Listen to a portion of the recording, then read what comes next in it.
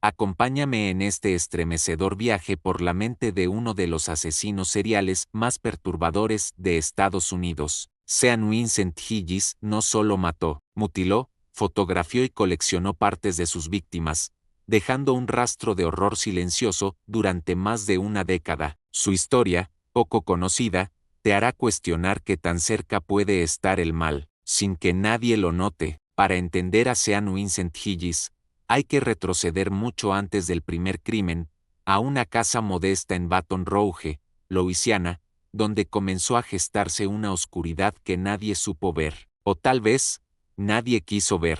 Sean nació el 24 de junio de 1962. Su llegada al mundo no trajo alegría a una familia estable, sino que marcó el comienzo de un caos silencioso. Su padre, John Higgies, era un hombre con un historial de enfermedad mental severa. Se sabe que sufría de trastornos psiquiátricos que lo volvían impredecible, paranoico y agresivo. Solo un año después del nacimiento de Sean, abandonó a su esposa y a su hijo sin mirar atrás. La figura paterna desapareció del panorama tan rápido como había llegado, y el vacío que dejó nunca fue llenado. Yvonne, la madre, quedó sola. Era una mujer estricta, meticulosa, con valores conservadores, y según algunos testimonios, sobreprotectora hasta el extremo. Trabajaba largas horas para mantener a flote a su pequeño hogar. Sean, sin hermanos ni figuras masculinas a su alrededor, creció en un entorno donde las emociones eran controladas, y donde la soledad no era una elección, sino una rutina. Desde los primeros años escolares, Sean mostró señales de aislamiento. No jugaba con otros niños, no reía, no buscaba atención, simplemente flotaba por los pasillos del colegio como una presencia sin rostro, invisible para sus compañeros. Mientras otros niños hablaban de superhéroes o jugaban en el recreo, él parecía interesado solo en lo que ocurría dentro de su cabeza. Algunos profesores recuerdan que era callado, pero inteligente. Sacaba buenas notas cuando se esforzaba, aunque su concentración era intermitente. Leía con avidez, especialmente temas oscuros, libros sobre guerras, enfermedades, y más adelante, criminología. Le fascinaban los detalles, la sangre, la muerte, pero nadie pensó que fuera más que una fase, una de esas rarezas adolescentes que el tiempo corrige. Pero con Sean, el tiempo no corrigió nada, solo profundizó el abismo. Durante su adolescencia, los signos se hicieron más evidentes. A los 15 años, comenzó a tener fantasías que jamás se atrevió a compartir. No se trataba solo de violencia, sino de control, de poder, de la idea de tomar la vida de alguien y hacerla suya, de que el cuerpo humano no era sagrado, sino una posesión. Sus primeras pruebas fueron con animales callejeros. Aunque esto nunca fue confirmado oficialmente, algunos vecinos recordaban que los gatos del barrio desaparecían, y otros eran encontrados muertos, desmembrados. Higgies, con su rostro inexpresivo, siempre decía que no sabía nada. Su madre, por otro lado, lo defendía con uñas y dientes. Jamás admitió que algo estuviera mal. Para ella, su hijo era especial, sensible, demasiado bueno para este mundo cruel. Lo veía como un niño incomprendido, sin amigos, sin padre, pero nunca como una amenaza, y mientras tanto, Higgies aprendía a esconder sus pensamientos, a vivir en dos planos, el de afuera, un joven callado, educado, incluso amable, y el de adentro, un pozo oscuro donde germinaban ideas que ningún adolescente debería tener. No tuvo novias, no salía a fiestas, no tenía hobbies sociales. Su única compañía real eran los pensamientos que alimentaba cada noche en su habitación, entre revistas sombrías y películas que le despertaban algo que no podía nombrar. Todavía, nadie intervino, ni la escuela, ni la comunidad, ni siquiera su madre, y así, como una planta que crece torcida sin que nadie lo note, Sean Vincent Higgies se convirtió en adulto sin que nadie le preguntara quién era realmente. Y esa fue su primera gran ventaja, que el mundo jamás se interesó lo suficiente como para mirar debajo de la superficie. Cuando Sean Vincent Higgies cruzó la línea de la adolescencia a la adultez, no lo hizo con un estallido, sino con un susurro. Era el tipo de persona que pasaba desapercibida en la fila del supermercado, en la oficina del gobierno, o incluso en su propio vecindario. No era un genio, tampoco un tonto, solo, normal, completamente ordinario, y esa fue siempre su mejor máscara. Durante su juventud temprana, vivió en casa de su madre, pero no era el típico hijo rebelde que busca escapar de la autoridad.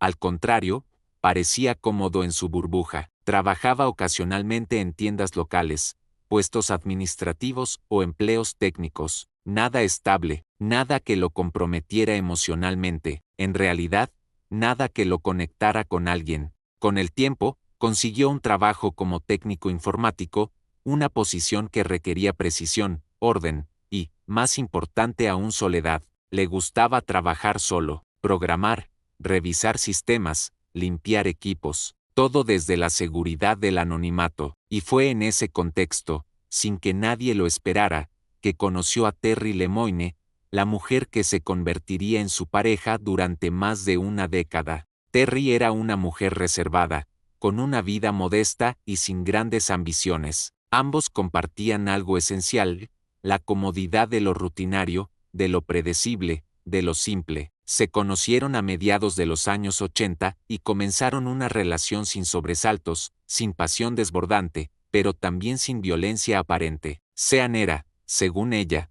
un hombre tranquilo, respetuoso, incluso tierno, un hombre que no alzaba la voz, que no tenía vicios evidentes, que no salía de noche sin decir a dónde iba. Vivieron juntos por años en una casa pequeña al norte de Baton Rouge, una casa que, desde fuera, no llamaba la atención. No había autos de lujo, ni visitas constantes. Sean salía temprano, volvía tarde, y pasaba los fines de semana en el sofá, viendo televisión o leyendo frente a su computadora. Tenían rutinas, tradiciones pequeñas, como cenar juntos los viernes o ver películas de suspenso los domingos, y Terry, ingenuamente, pensaba que eso era amor. Pero esa calma era una pantalla, una cortina que ocultaba otra vida paralela. Durante esos años, Higis comenzaba a construir una doble existencia, una vida donde, de noche, recorría zonas marginales de Baton Rouge,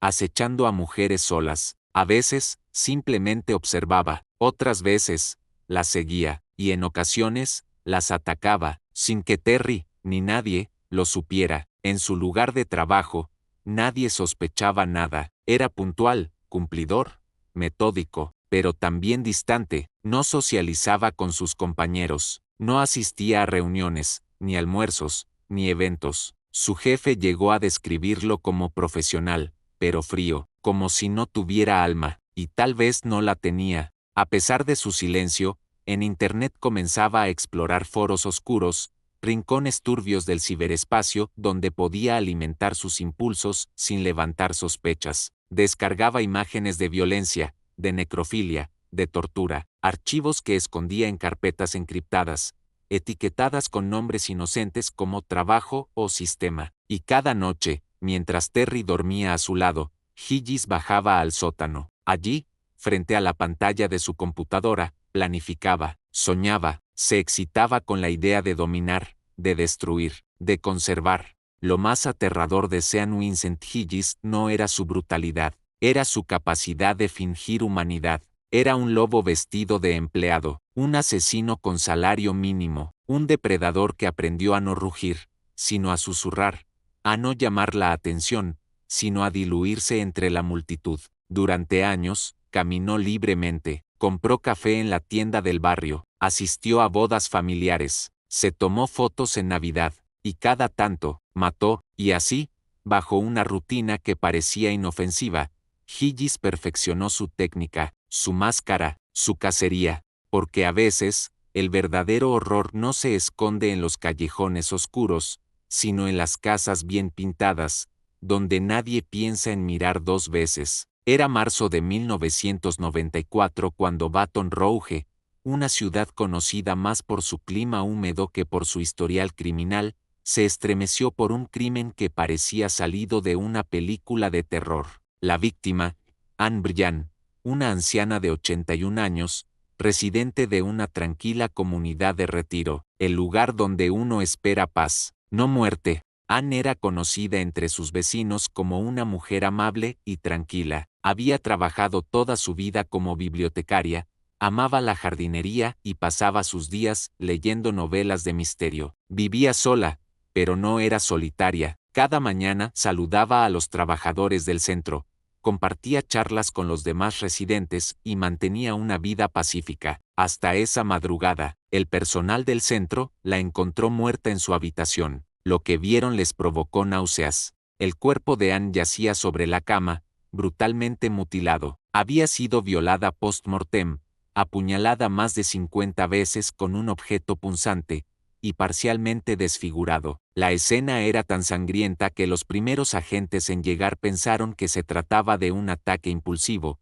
quizás cometido por alguien con problemas mentales o bajo efectos de drogas. Pero pronto notaron algo más siniestro. El asesino había pasado tiempo con el cuerpo. No había señales de entrada forzada, ni de robo, solo una ejecución meticulosa, fría y absolutamente brutal. La policía notó detalles que sugerían un motivo más personal, cortes precisos, marcas que no eran necesarias para matar, sino para enviar un mensaje, aunque nadie sabía cuál. El crimen conmocionó a la comunidad. La noticia apareció en los periódicos locales con titulares que hablaban de un asesinato monstruoso en una residencia de ancianos. Pero con el paso de los días, y la falta de pruebas concretas, el caso se fue enfriando. Nadie fue arrestado, no había testigos, no había sospechosos, y lo más perturbador, nadie pudo imaginar que ese sería solo el primer acto de un asesino en serie. Sean Vincent Higis jamás fue considerado sospechoso.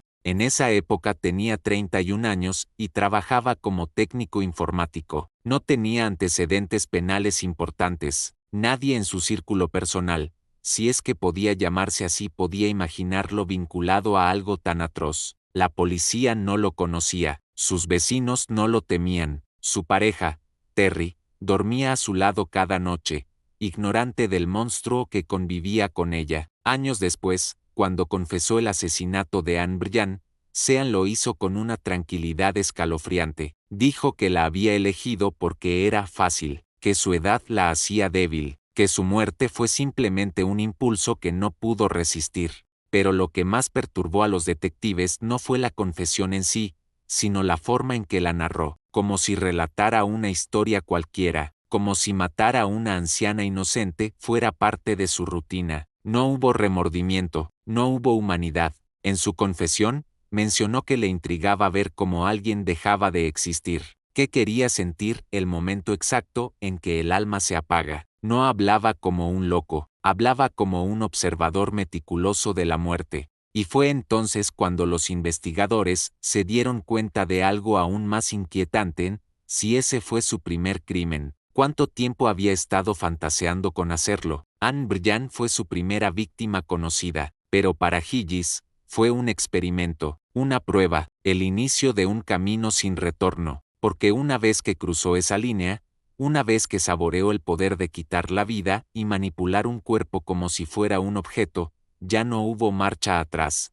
Durante años, este crimen quedó desconectado del resto. Nadie pensó que un asesino serial rondaba Baton Rouge. No había un patrón evidente, no había firma, porque Higis, desde el principio, no mataba por venganza, dinero o celos, mataba por deseo, y ese deseo no hizo más que crecer. Durante los 10 años posteriores al asesinato de Anne Bryan, la ciudad de Baton Rouge vivió bajo una amenaza invisible. Una sombra silenciosa recorría las calles de noche, acechando, eligiendo y matando, pero nadie lo sabía. Sean Vincent Higis no dejó inmediatamente una estela de cadáveres. Después de su primer crimen, pasó algunos años sin volver a matar, al menos que se sepa, pero no estaba inactivo. En esos años, perfeccionó su estrategia, su capacidad de acecho y, sobre todo, su deseo de control absoluto. A partir de finales de los años 90,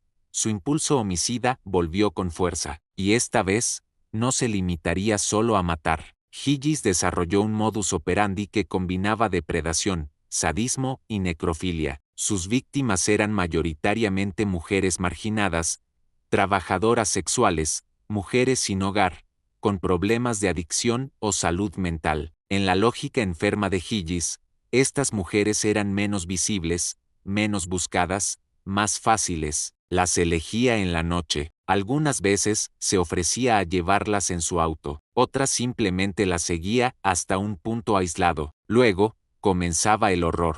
Una vez que las tenía bajo su control, las estrangulaba, casi siempre con bridas plásticas o una cuerda. Sean disfrutaba ese momento, según sus propias palabras, el instante en que dejaban de resistirse, cuando el cuerpo se rendía, cuando la vida se desvanecía. Ahí comenzaba su verdadero ritual. No se conformaba con matar. Higis mutilaba, fotografiaba, conservaba. Después del asesinato, pasaba horas con los cadáveres, los desnudaba, les tomaba fotografías, algunas en poses sexualizadas, otras grotescas, y comenzaba a desmembrar con precisión quirúrgica. Cortaba senos, pezones, muslos, manos, guardaba algunas partes como trofeos. En ocasiones, volvía al lugar donde había dejado los cuerpos para revisarlos, o los mantenía un tiempo antes de deshacerse de ellos. En una ocasión, confesó haber llevado una cabeza humana en una bolsa dentro de su auto durante varios días,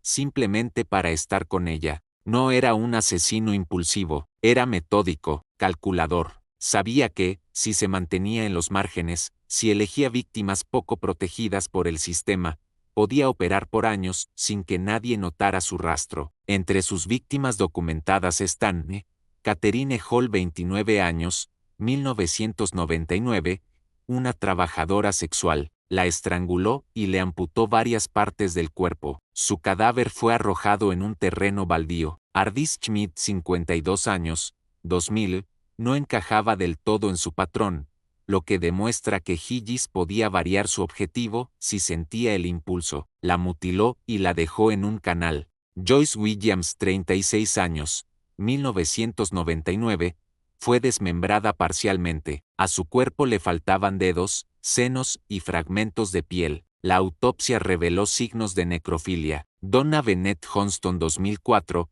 esta fue la víctima que lo delataría, aunque él nunca lo supo. Su asesinato fue tan brutal y su cuerpo tan visiblemente expuesto, que provocó una reacción diferente de la policía. Esta vez, algo quedaría atrás. Higis confesó al menos 8 asesinatos, aunque los investigadores creen que pudo haber matado a más. En su confesión, habló de las víctimas con una mezcla de orgullo y desconexión emocional. No las veía como personas, las llamaba mis chicas o simplemente los cuerpos. El patrón era claro: mujeres vulnerables, asesinadas con estrangulación, mutiladas post-mortem, fotografiadas y, a veces, parcialmente conservadas. Una combinación retorcida de asesino sexual, necrófilo y fetichista, todo bajo la apariencia de un hombre común que dormía cada noche al lado de su pareja, como si nada. Y todo esto ocurrió sin que nadie lo notara.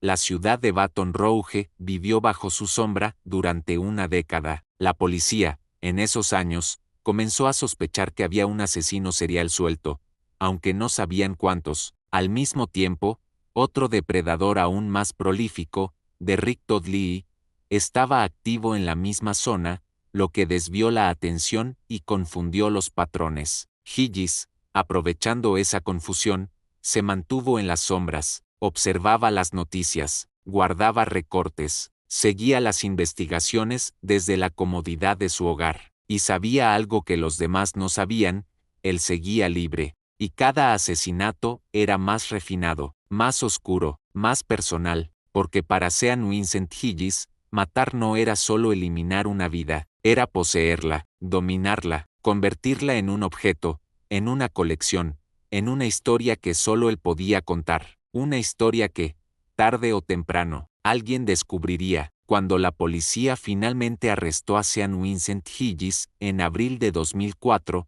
lo que descubrieron los dejó sin palabras. Higis no solo tenía fotografías y restos humanos, tenía un diario digital en su computadora donde detallaba, con frialdad quirúrgica, cada uno de sus crímenes. Describía cómo se sentía al asesinar, qué pensaba en el momento de mutilar, y cómo conversaba con sus víctimas una vez muertas. Sus palabras eran espeluznantes, sin arrepentimiento. Decía que sus actos eran necesarios, como si obedeciera a una lógica interna que solo él comprendía. En los archivos hallaron más de 45.0 imágenes, muchas de contenido violento y otras tomadas por él mismo, posando junto a los cuerpos. Uno de los aspectos más desconcertantes de Higis era su obsesiva necesidad de documentar. Cada asesinato era, para él, una especie de obra de arte. No buscaba notoriedad ni atención mediática. Su placer radicaba en el acto mismo, en dominar, en destruir, y luego, en conservar. Su pareja, Terry, declaró que jamás sospechó de nada. Higis salía de noche, volvía al amanecer y decía que era por trabajo. Nunca hubo sangre, nunca hubo señales. Vivían juntos, pero él llevaba una doble vida con precisión quirúrgica.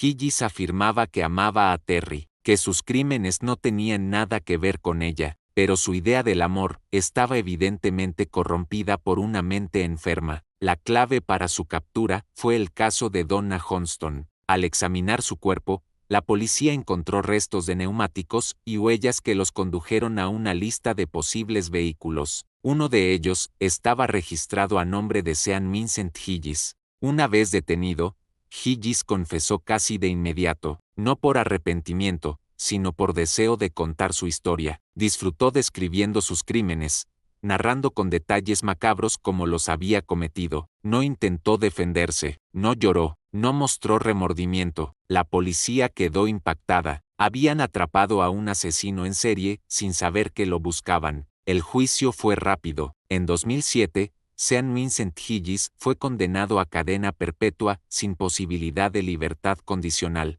En la corte, su rostro era inexpresivo. Algunas familias lloraban, otras no querían ni verlo. Él solo observaba. Nunca fue acusado por todos sus crímenes, ya que su confesión y las pruebas bastaban para asegurarse de que jamás volvería a salir de prisión. La cantidad de evidencia gráfica, los escritos, los restos, y sus propias palabras construyeron una condena que ningún jurado podría ignorar. Hoy, cumple su sentencia en la Penitenciaría Estatal de Luisiana. A diferencia de otros asesinos en serie, Sean Vincent Higis nunca alcanzó la fama de un Ted Bundy o un Jeffrey Dahmer. Sus crímenes, aunque igual de horribles, fueron cometidos en silencio. Sus víctimas eran mujeres marginadas, muchas sin familia que las reclamara, y eso hizo que sus historias pasaran desapercibidas. La sociedad, tristemente, suele recordar a los monstruos carismáticos y olvidar a los invisibles.